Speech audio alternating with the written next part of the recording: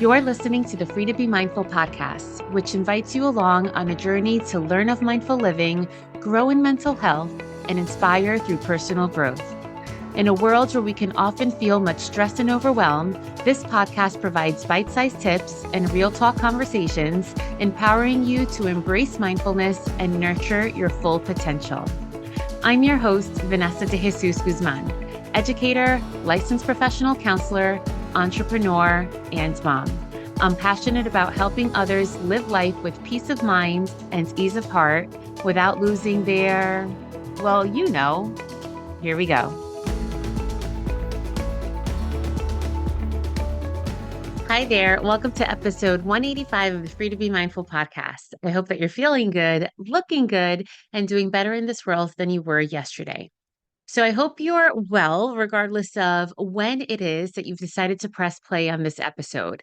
And if social media is your thing, and if you follow me, I happen to play most in the Instagram sandbox found at Counselor V De Jesus. So if you follow me there, you'll notice that I do try to engage with followers, especially via stories. Back in mid January, I shared how I had seen a TV show that morning that was focusing on the concept of loneliness and how it's right now considered to be an epidemic in the US. I asked how many followers experience loneliness, and 55% of you stated that you experience it quite often. I then asked in the next story if you felt a podcast episode on the topic of loneliness was necessary, and 75% of you said yes, which is how this episode came to be. And it's quite interesting because in the current day, we're supercharged by the influence of social connections, especially via our phones. You can say that we are supposedly super connected through social media and through our phones. But the ironic thing is that even with these advancements and all of the modern ways of connection, there still exists a crisis that can sometimes be silent, which is this loneliness epidemic. A letter from Dr. Murthy, who is the 19th and 21st Surgeon General of the United States, it mentions how loneliness is far more than just a bad feeling. It harms both individual and societal health.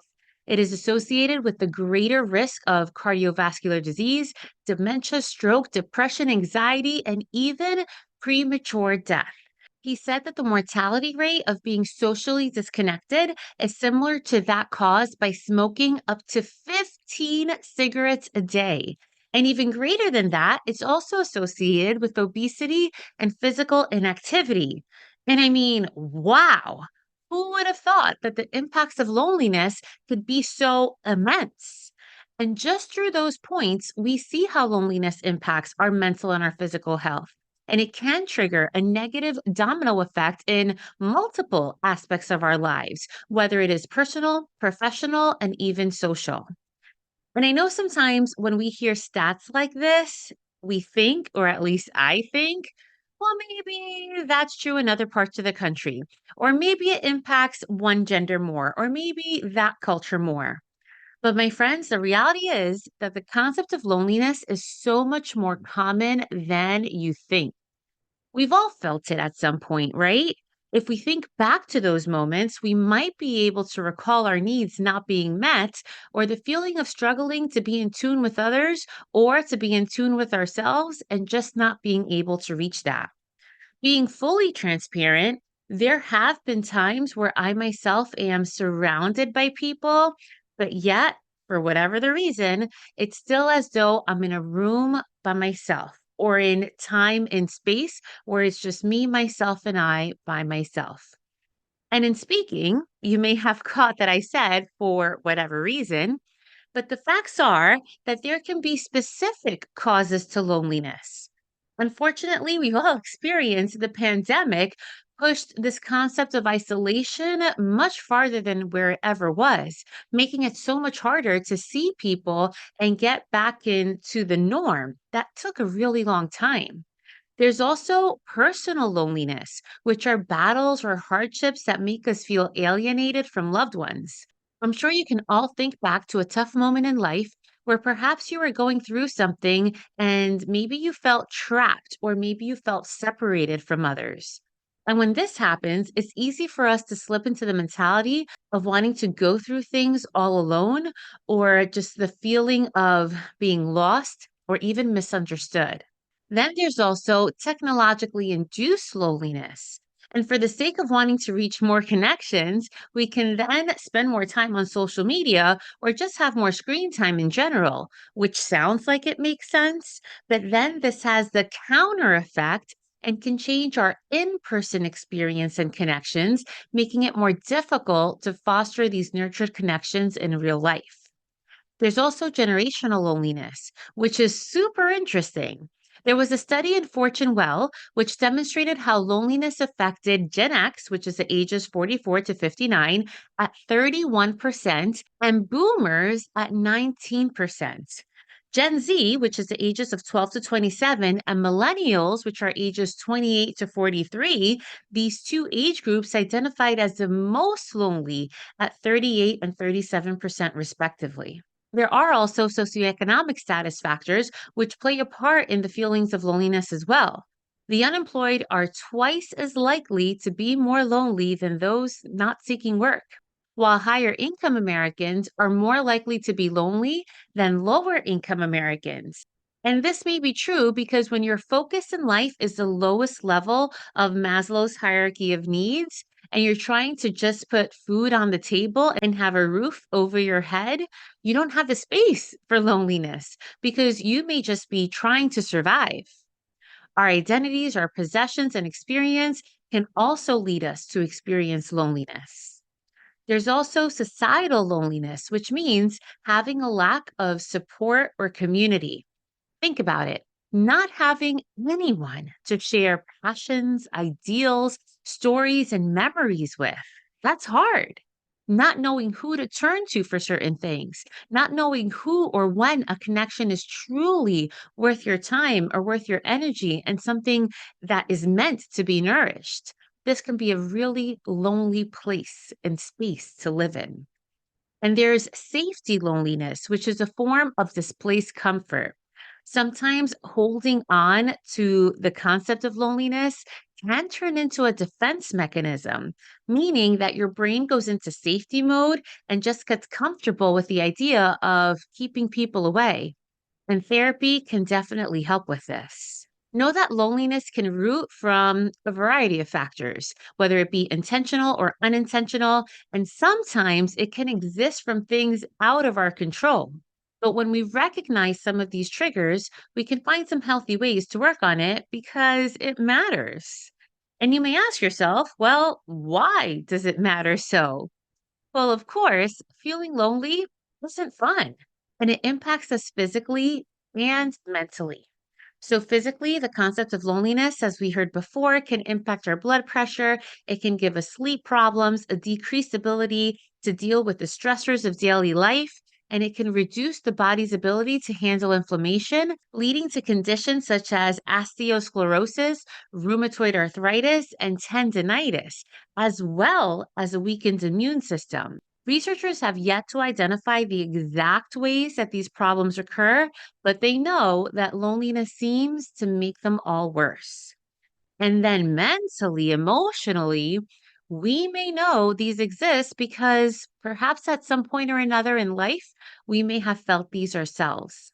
We can experience feelings of stress, sadness, anger, frustration, and other intense emotions because we don't have the powerful human connection and the intimacy that we need. There's also a feeling of self doubt. Many times we play the blame game, seeking a way to reason with the loneliness. I see this in the therapy room all the time. Blaming others is just something that many of us do because it's easier to do that than to accept responsibility. Our minds then trick us into convincing ourselves that it's because we aren't good enough, because people don't want us, or other untrue thoughts that we consume and that we think of to just find an explanation for it all. But the truth is, there isn't anything wrong with us, and we deserve to feel happy and to feel loved. And we shouldn't isolate ourselves further for what we feel we lack in. So, knowing all of this, the most important question is how can we fight this epidemic of loneliness? Here are some tips. The first tip, do things that bring you joy. Fun hobbies, activities, vacations, and other experiences that motivate you to step outside of this feeling of isolation can be really good. And it helps you learn more about what makes you happy. When engaging in these activities, you may come across opportunities to meet new people and potentially new connections, which may turn into friends and then provide you with new opportunities for outings. The second tip is to engage in mindful living, which is easier than you think. When it is that you're doing these fun hobbies or activities, soak in the actual moment and what you're doing. And what that means is put the phone away, incorporate all of your senses, and just bring intentional thought into the experience. It really is as simple as that. Having a mindfulness practice can really help you with the concept of loneliness because it allows us to recenter our focus and to heal our mind, our body, and our soul and practice gratitude, which also helps as well. The third tip is to connect with people in your life. Carve out some time to see people you care for. And listen, I'll be really honest with you. I'm as busy as the next mom, wife, business owner, association president, etc. And fun fact about me, I'll share with you, I really dislike talking on the phone. And I'm not sure why that is. And I feel bad about it, but it's just an awareness that I've come to learn about myself. And although I don't really like it, I've just come to accept it. So even though I don't call those I care for often, I'll tell you, I can text all day long. And I think it's because it's easier to slip in a quick text here and there, let's say between clients, than to cut a conversation to just 3 to 5 minutes because that's all the time I had on my hands. And sometimes it's really tiring to continuing to converse with other people after I just feel talked out and listened out for the day after work. So, a quick I miss you or a thinking about you text, or even sharing memes, which I do every day with my husband, my girlfriends, and my brothers. That's an easy way to connect and laugh over shared thoughts and experiences.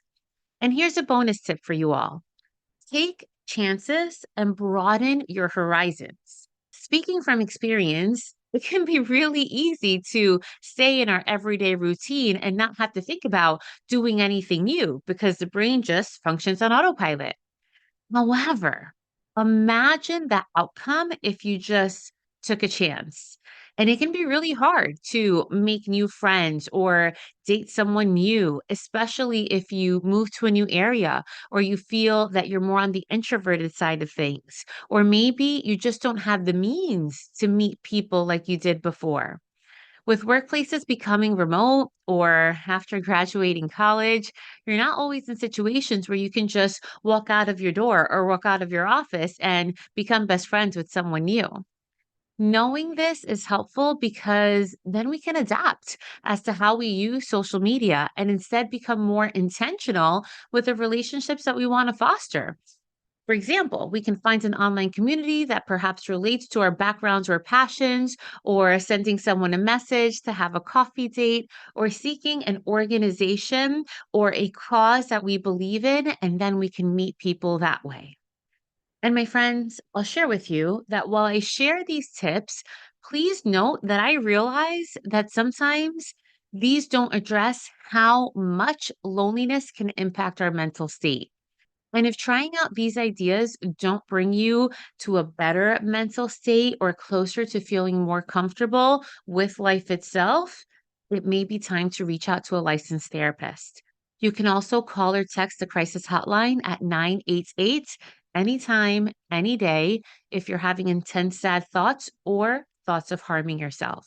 And while I share all of these tips about how to reconnect with others and how loneliness can impact us, I also want to say that loneliness does not have to be a bad thing because there's peace in healthy solitude every now and then. It was interesting that when I posted back in January about feeling lonely, there were some people who DM'd me and said, wait, what if what we wish for is loneliness? Because we're always surrounded by people and can't find or get a break. Oof, there are two sides to every coin. So do know that it is okay to be okay without people all the time.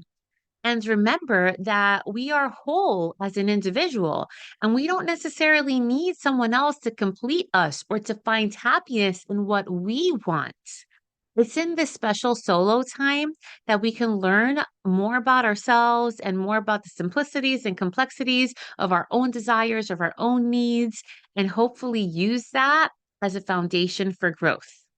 Know that self love and self understanding and self awareness are super important. So, whether we use this solo time for journaling, for self care, exercising, getting work done, making time for passion projects, or just doing a check in with yourself, or maybe it's even just Netflix and chill all by yourself. When we have that time, we can then transform how we think by recognizing some of these patterns and know that you're going to be alone once in a while, and that is also okay and necessary at times. Some of the greatest ideas come from this. These moments of self discovery start because of this. So, just like we're mindful with other people, we also need to be mindful with ourselves and enjoy some of our own company. So, my friends, know that the key isn't to distract yourself from loneliness, but instead it's to understand it so that you can navigate it. If you are feeling lonely and want to open up more, you can try spending time with your loved ones, making new connections, or as I mentioned before, finding a therapist. If you are feeling lonely because you struggle with being alone, you can spend more time on hobbies or things that bring you happiness. And know that everyone works and lives at their own pace and does and accomplishes things in their own time. It doesn't always have to be so lonely. Your life and your journey can be a reminder that there's space for compassion, for growth, and for love. And while we fight this loneliness epidemic, we can realize our worth as individuals and our importance as a global collective. I now invite you to join me on this short guided meditation. So, right now, regardless of where you are or what you're doing, bring attention to the moments you're in right now. Are you in a car by yourself? And if so, do you feel lonely? Are you comfortable in just hearing this podcast and learning something new or broadening a perspective? Do you feel content in the space you're in then? Or do you feel lonely despite having loved ones around you? When you feel these feelings of loneliness, try to figure out why that is. Bring awareness to what is it that's happening. Is it just a need to be surrounded by people? Or do you have an emotional need that's not being met? Do you need to have more connections with those around you, those loved ones who live by you or live far away but are just a phone call or text away? Or do you need to work on intentionally connecting, perhaps with your partner or children who live under the same roof you do?